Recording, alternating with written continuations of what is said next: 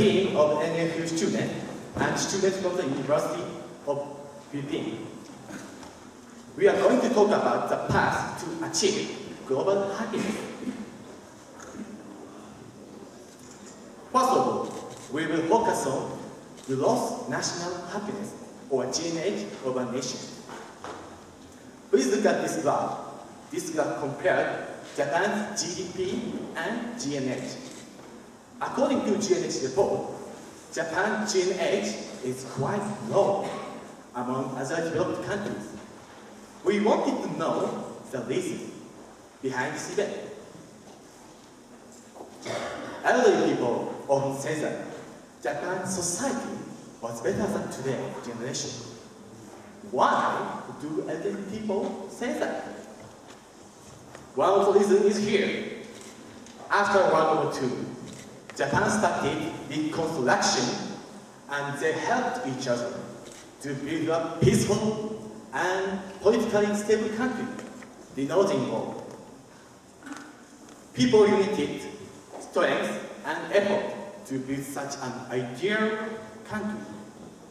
Everyone wrote dreams and high expectations for a new and happier lifestyle.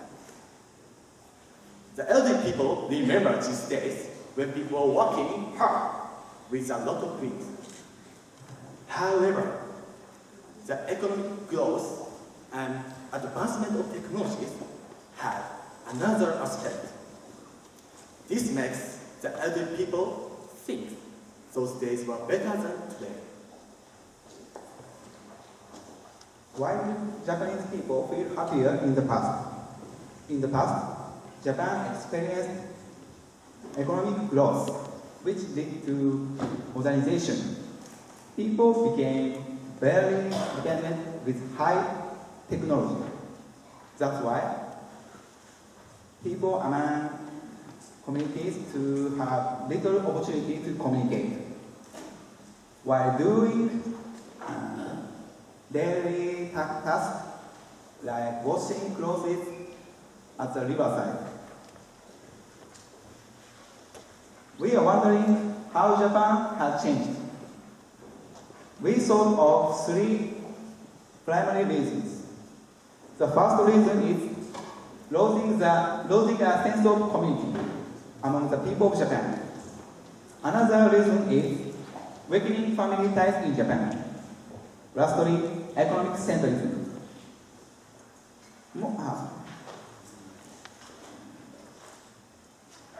In the past, most of people of Japan believe that people who earn more are great people in the society. This belief resulted in loss of people's relationships with their community and even their own family. Next slide, please.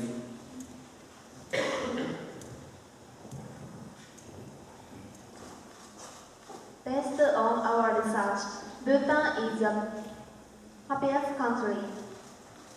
Research shows that 98% of the Bhutanese people answered that they feel happy now. Another factor is their belief in Buddhism. They believe that they should treat all living creatures with respect and dignity. Despite their slow economic progress,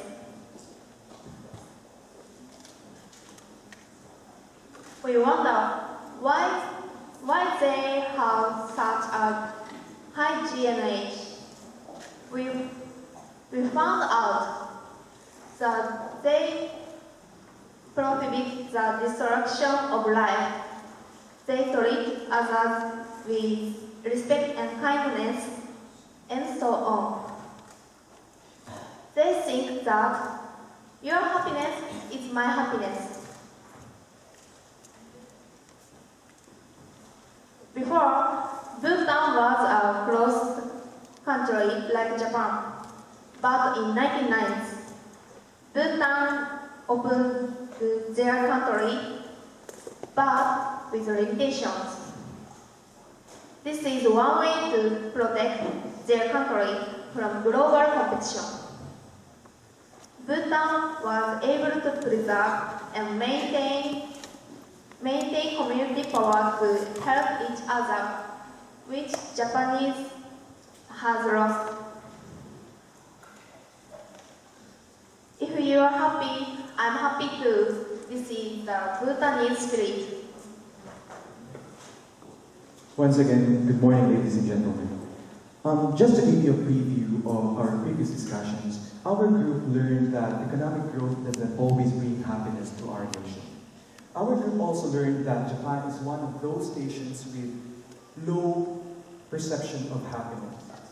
But this condition of Japan contrasts with that of Bhutan, who despite their slow economic progress, has maintained their position to be the world's happiest country.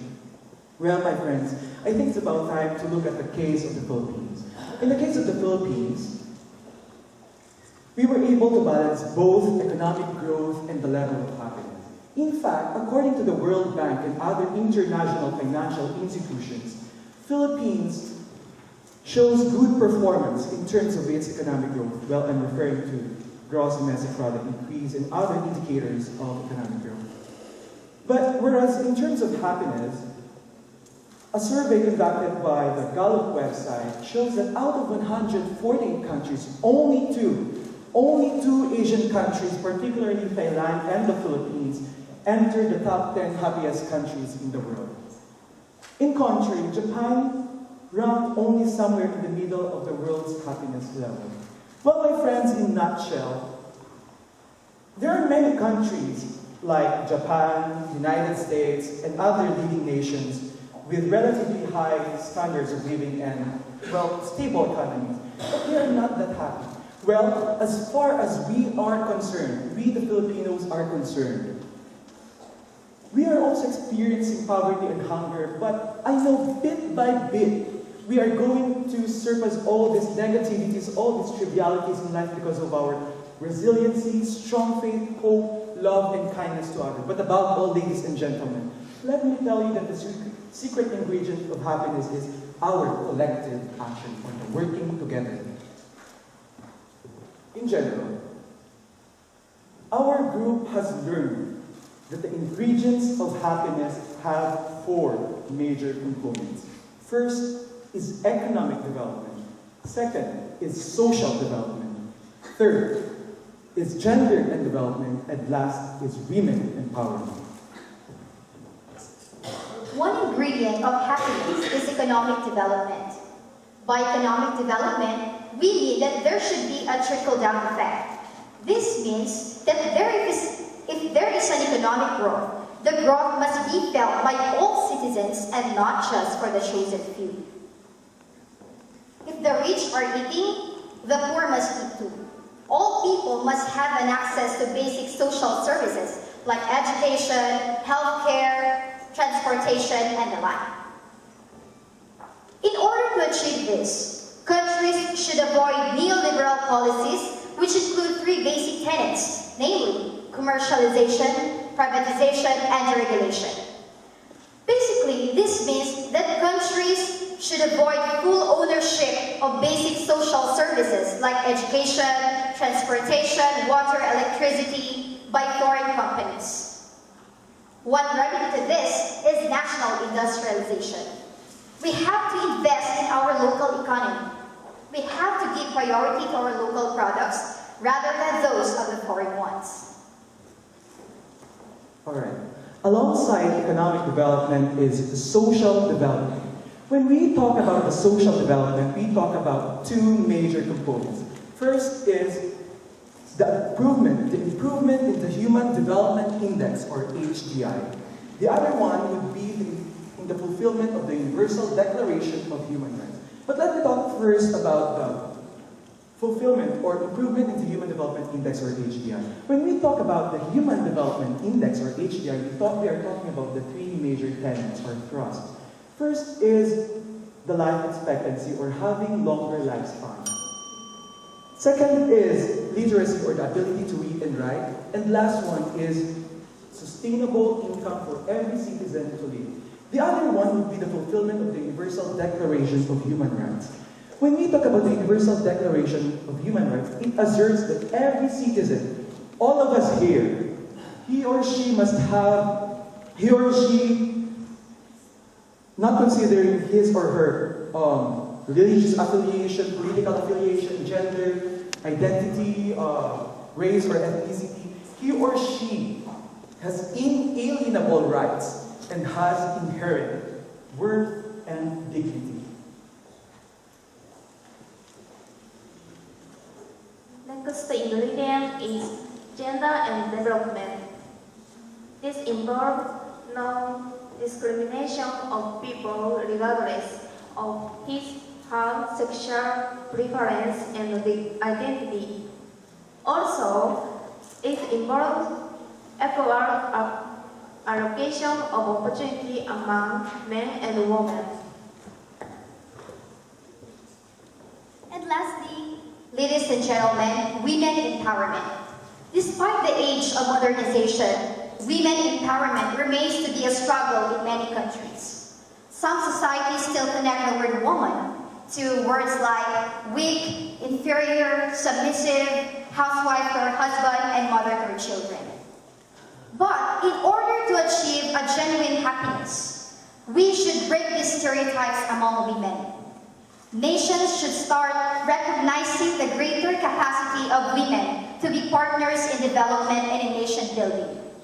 We should provide more opportunities for them to grow and transform themselves into women deserving of honor and excellence.